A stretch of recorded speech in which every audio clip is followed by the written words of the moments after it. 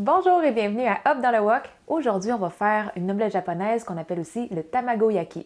Et on va faire deux versions, le tamagoyaki régulier qui est une version un petit peu plus sucrée et le dashi maki tamago qui est une version avec du bouillon dashi. C'est une omelette qu'on peut manger juste comme ça ou qu'on peut mettre dans des makis ou des sushis et vous allez voir que c'est très simple à faire, il n'y a pas beaucoup d'ingrédients. Donc on va commencer sans plus tarder, mais juste avant, n'oubliez pas de vous abonner à notre chaîne.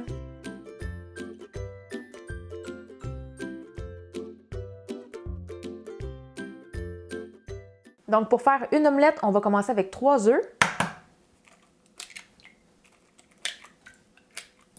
On va les battre un peu. Et là, c'est le tamagoyaki régulier, donc la version sucrée. On a 1 cuillère à table et demie de sucre, 2 cuillères à thé de mirin, 1 demi-cuillère à thé de sauce soya japonaise. Moi, je prends la marque Kikkoman. On met de la sauce soya pour avoir un petit côté sucré-salé quand même, mais on n'en met pas trop pour pas trop colorer l'omelette. 1 pincée de sel. Et ça, c'est facultatif. Moi, je vais mettre 1 cuillère à table d'eau. Ça va aider à ce que le mélange soit plus facile à verser dans la poêle, mais vous n'êtes vraiment pas obligé d'en mettre. Là. Si vous voulez avoir juste des œufs, c'est très correct aussi. On va bien remélanger tout ça. Et là, on va filtrer l'œuf dans un tamis, juste pour pas qu'il y ait de petits morceaux blancs dans notre omelette. C'est une étape qui est facultative, c'est vraiment juste pour avoir une couleur plus uniforme. Si vous voulez sauter cette étape, c'est correct aussi. Fait que ça, c'est tous les petits morceaux qui auraient fait des morceaux blancs dans notre omelette.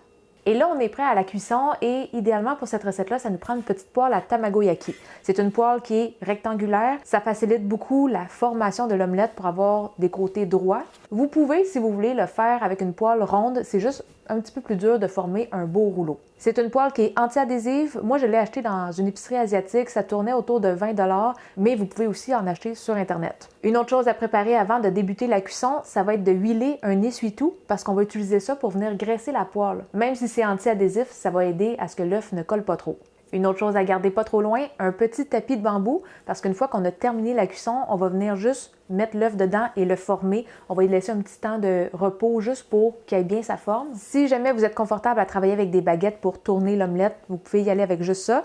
Mais je vous conseille, si c'est vos premières fois que vous en faites, d'utiliser des spatules en silicone. Vous allez voir que c'est beaucoup plus facile de venir tourner l'omelette sans trop la déchirer.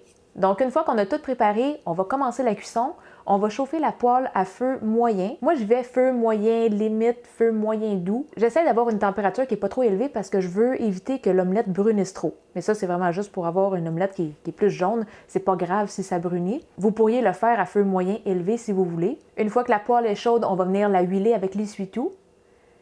Et ensuite, on va venir verser environ le quart de notre mélange d'œufs. On va faire pivoter un petit peu la poêle pour que l'œuf se répande uniformément partout. Et on va laisser ça cuire jusqu'à 90%, je vous dirais. Si jamais vous voyez que ça prend un peu trop de temps à cuire, vous pouvez venir juste mélanger un petit peu l'œuf. Ça va faire comme un peu de l'œuf brouillé. Pour le premier étage, c'est pas grave, ça dérange pas si c'est un peu plus grumeleux. En faisant ça, ça va éviter que ça brunisse trop en dessous. Une fois que l'œuf est presque cuit à la surface, on peut commencer à rouler. Donc on part du haut et on vient rouler doucement. C'est pas grave si ça déchire un peu, vous allez voir que ça va tout se réparer à la fin.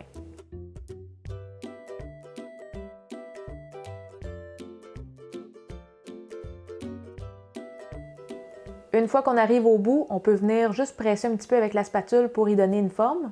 Et on va venir huiler de nouveau la poêle. Fait qu'on va prendre notre essuie-tout avec les baguettes et on va venir frotter la poêle. Une fois que le premier côté est fait, on tasse l'œuf à l'extrémité et on vient huiler la partie qui était en dessous de l'œuf. À partir de là, on va continuer, on va encore verser le quart de notre mélange et on va faire pivoter la poêle pour le répandre sur toute la surface. Ensuite, on va juste surélever l'omelette roulée un petit peu pour que le mélange s'infiltre en dessous. Et après ça, on va laisser ça cuire. Encore une fois, on va attendre que ça soit cuit à peu près à 90% et on peut commencer à rouler.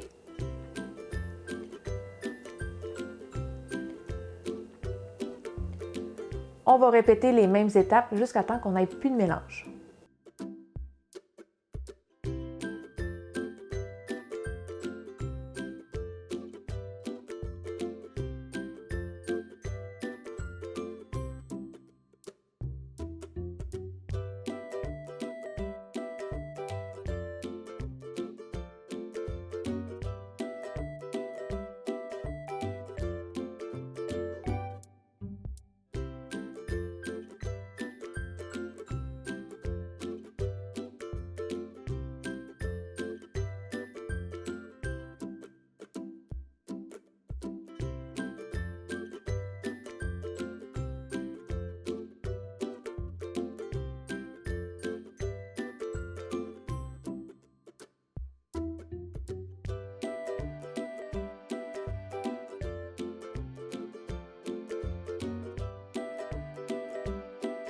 Lorsqu'on a terminé l'omelette, on va venir la déposer sur le tapis de bambou. L'omelette doit être dans le même sens que les tiges de bambou. Et on va venir rouler le tapis autour pour laisser ça reposer un 3 à 5 minutes.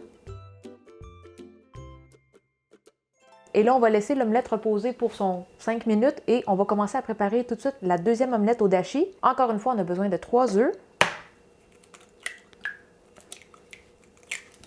On va les battre un peu. Et ça, c'est une omelette qui est un peu plus liquide, donc on rajoute 4 cuillères à table d'eau ou 60 ml. Et pour le dashi, nous, on y va avec une poudre instantanée, donc la boîte Ondashi. On en met 3/4 de cuillère à thé. Encore une fois, on a 2 cuillères à thé de mirin. Et on a 1 cuillère à thé de sauce soya japonaise. J'utilise encore une fois la sauce soya Kikkoman. On mélange bien encore une fois. Et comme pour la première omelette, on va passer le mélange d'œufs dans le tamis. Et là, on est rendu à la cuisson, c'est la même chose qu'avec la première omelette. La seule différence, c'est que vu qu'on a un petit peu plus de mélange parce qu'on a mis beaucoup d'eau, au lieu de verser le quart du mélange, je vais verser environ le 1/6. Mais sinon, pour le roulage et pour le huilage de la poêle, tout reste la même chose.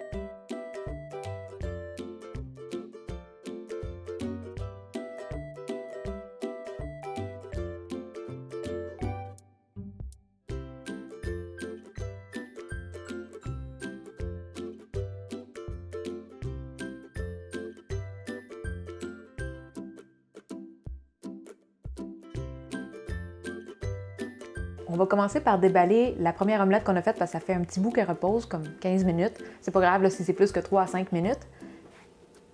Et on va la couper en petites tranches. L'épaisseur des tranches qu'on fait peut dépendre de qu'est-ce qu'on fait avec. Si on fait juste les manger comme ça, je vous dirais de faire des petites tranches de 1 à 2 cm. Mais si c'est pour faire des sushis, peut-être juste faire des tranches un peu plus minces pour être capable de les déposer sur du riz. Et là, on va déballer la deuxième.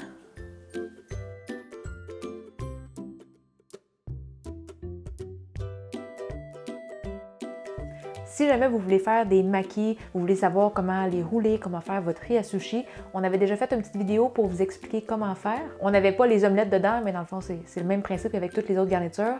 On va vous mettre le lien de la vidéo juste en haut ici et dans la description de cette vidéo. Je vais commencer avec la version sucrée. Ça peut être bon en déjeuner, mais même en dessert. Et la version dashi.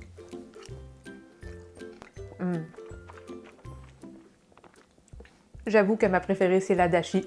Même si normalement, je suis vraiment une bébête à sucre. Dans la version dashi, il y a comme une saveur japonaise à cause du ondashi qui nous transporte vraiment ailleurs. La première omelette est bonne parce qu'elle est sucrée, mais la deuxième, je trouve qu'elle nous rappelle vraiment les saveurs du Japon. Puis la texture aussi est beaucoup plus aérée, beaucoup plus juteuse parce qu'on avait rajouté de l'eau. Fait que pour la saveur et pour la texture, moi, c'est la version dashi que je préfère. On va commencer par la version sucrée.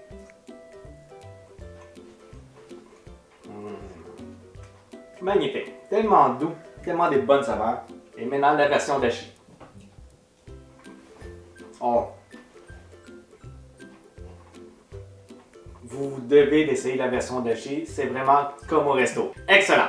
Fait que j'espère que vous avez aimé cette petite recette. C'est quelque chose de très simple à faire. Ça prend juste un petit peu de pratique au début pour rouler l'omelette, mais je vous dirais que c'est tellement pas grave si ça déchire un petit peu. Le résultat, au final, va goûter la même chose. Et vous verrez que quand on le met dans le petit tapis pour y donner un temps de repos, même si c'était un petit peu déformé, il va reprendre sa forme. Ceux qui allaient essayer la recette, vous nous laisserez savoir si vous préférez la version sucrée ou la version dashi. Et si vous avez besoin de la recette écrite, ça va être sur notre blog. On va vous mettre le lien juste en dessous de la vidéo. Pour les personnes qui aimeraient contribuer à la chaîne, c'est possible avec notre page Patreon et en devenant contributeur, ça vous donne aussi accès à quelques bonus. Si vous avez des questions pour nous, la meilleure place pour ça, c'est le groupe Facebook Cuisine Asiatique Fait Maison. N'oubliez pas de vous abonner à notre chaîne YouTube et sur ça, on se dit à la prochaine. Bye bye!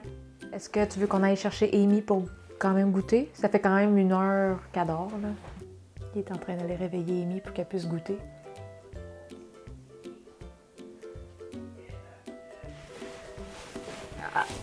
Là, on va essayer. On en a fait très souvent cette semaine des œufs. Et Amy, elle aime pas les œufs. On va voir si aujourd'hui c'est différent. Non! T'en veux pas? Tu veux même pas... Tu veux pas goûter? Ah! Mais là! Tu veux-tu... Si je le mets dans ma main, tu le veux-tu? On va regarder si c'est les œufs ou si elle veut juste pas manger tout court. On va essayer avec un petit goldfish.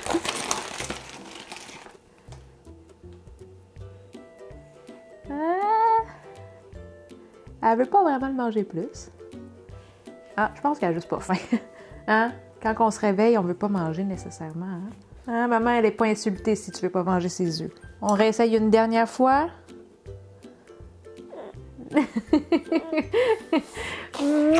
Ma petite tannante. On dit-tu bye-bye? On dit-tu bye-bye? Bye! Bye-bye! Bye! Bye-bye! Fais bye-bye! Bye-bye! Elle veut rien savoir. Oh, tu veux-tu avoir un œuf? Tiens. OK, elle veut rien savoir.